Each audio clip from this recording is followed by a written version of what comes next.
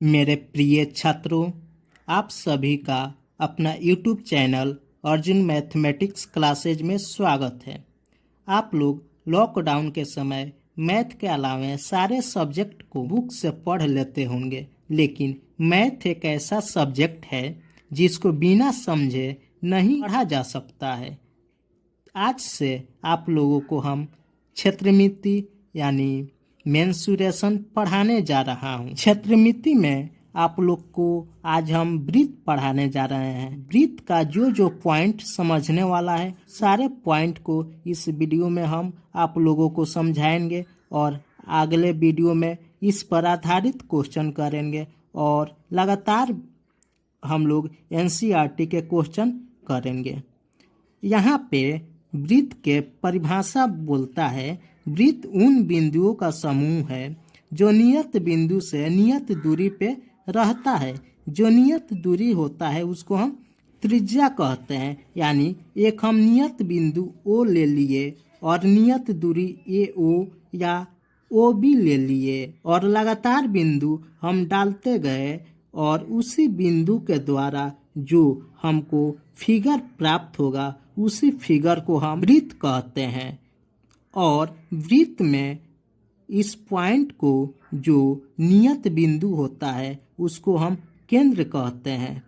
तो नियत बिंदु वृत्त का केंद्र कहलाता है। वो वृत्त का केंद्र है, यानी जो यह नियत बिंदु है और नियत बिंदु को हम ओ माने हैं, उसी को हम केंद्र कहते हैं। केंद्र के बाद हम त्रिज्या को देखेंगे। यहाँ पे त्रिज्या यानी रेडियस, केंद्र से परिधि तक की दूरी को त्रिज्या कहते हैं। आकृति में ओ ए ओ बी वृत्त की त्रिज्याएं हैं। ओ से हम वृत्त के परिधि पर दो रेखा को खींचे हैं। ओ से ए तक की दूरी और ओ से बी तक की दूरी को हम त्रिज्या कहते हैं। अब हम लोग जीवा को देखेंगे कि जीवा किसको बोला जाता है वृत्त के अंदर। तो जीवा को हम इंग्लिश में कॉर्ड बोलते हैं। एक रेखाखंड जिसके दोनों छोर वृत्त के परिधि पर हो, जीवा कहलाती है। आकृति में ए भी वृत्त की जीवा है। वृत्त में हम कोई भी रेखाखंड खींचेंगे जिसका दोनों छोर वृत्त के परिधि पर टिका रहेगा, उसको हम जीवा बोलते हैं। ऐसे जितना भी रेखाखंड होगा जिसका दोनों छोर वृत्त के परिधि पर टिका रहेगा, उसको हम जीवा बोल देते हैं। अब इसके बाद हम लोग देखेंगे कि व्यास किसको बोलते हैं।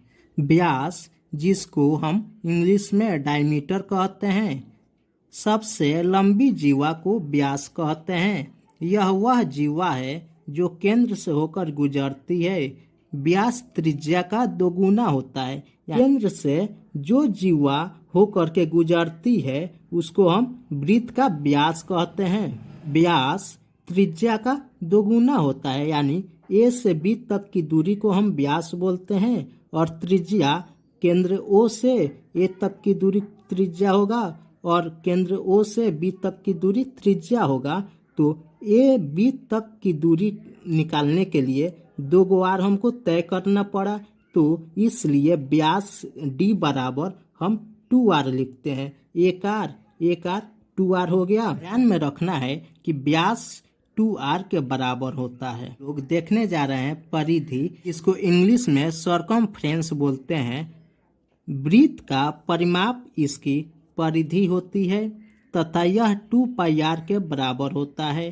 परिधि को हम c से डिनोट करते हैं। c बराबर 2πr होता है और परिधि को ही हम परिमाप बोलते हैं। यहाँ पे दिया है वृत्त का परिमाप, यानी परिमाप का मतलब होता है परि जोड़ माप। परि का मतलब चारों ओर की लंबाई और माप मतलब उसको नापने में जो लंबाई हमको मिलेगा उसी को परिमाप बोलते हैं। अगर हम यहाँ इस बिंदु से हम चलना प्रारंभ करें इसके चारों ओर, तो चलते चलते फिर ए बिंदु पर आएंगे, यानी इसी को हम परिमाप बोलते हैं। यानी जो एरिया हमको मिला है उस एरिया के चारों ओर जो लंबाई हम तय करेंगे उसी को हम परिमाप बोलते हैं और परिमाप ही परिधि कहलाती है। अब हम लोग वृत्त के क्षेत्रफल के बारे में जानेंगे। किसी भी फिगर का क्षेत्रफल निकालने के लिए हमको दो साइड की आवश्यकता होती है, लेकिन वृत्त में दो साइड नहीं होता है, सिर्फ उसमें त्रिज्या होती है।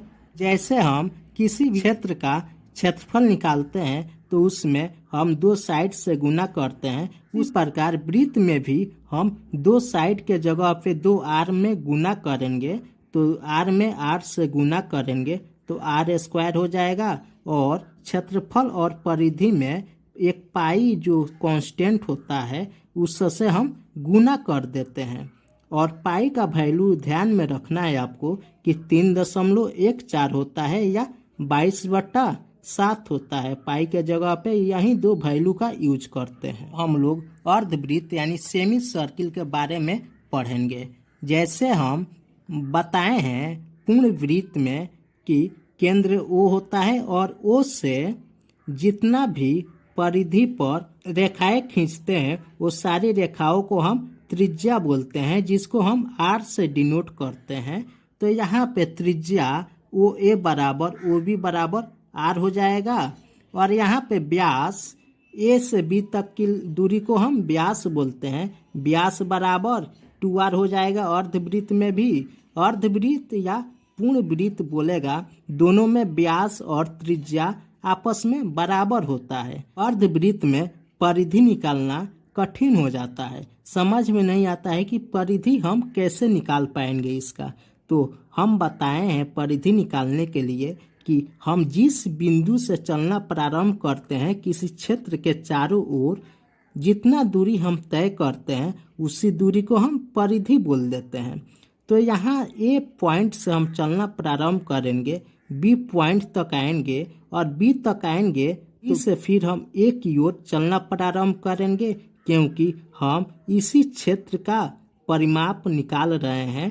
तो इसी क्षेत्र के चारों ओर घूमेंगे तो बी से फिर हमको ए की ओर आने के लिए 2 गो आर हमको तय करना पड़ेगा, यानी एक व्यास लेंगे या 2 आर लेंगे। तो अर्धवृत्त का परिधि निकालने के लिए हम लिख सकते हैं पूरा परिधि 2 पाई आर होता है, उसमें हम 2 से भाग करेंगे तो आधा परिधि निकल जाएगा। अर्धवृत्त में हम एक व्यास जो है एक्स्ट्रा हम तय करेंगे, तो इसमें हम व्यास को ऐड करेंगे, यानी 2R ऐड करेंगे तो 2 से 2 कैंसिल होगा, पाई R प्लस 2R लिख देंगे, या 2R के जगह पाई R प्लस D भी लिख सकते हैं। यही अर्धवृत्त का परिधि होता है। और अर्धवृत्त का क्षेत्रफल होता है पाई R²/2, क्योंकि पूर्ण वृत्त का जो क्षेत्रफल होता है उसका हम आधा कर देते हैं,